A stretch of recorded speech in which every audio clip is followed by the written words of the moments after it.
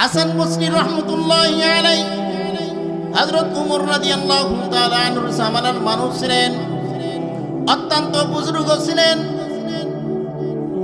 তার চোখের দৃষ্টি কেমন ছিলেন, ইতিহাস যাচাই করলে, ইতিহাস নিয়ে রিসার্চ করলে জানা যায়, দেখা যায় তার চোখের পাওয়ার ইবাদত করার মাধ্যমে এমন হয়েছিলেন, তিনি এই চোখ দিয়ে দুনিয়ার সব কিছু দেখতেন। এমনকি যখন দুইটা চোখকে বন্ধ করতেন, একবারে সপ্তম আসমানের উপরে আল্লাহ তাআলার আরশ আযীম পর্যন্ত দেখতেন।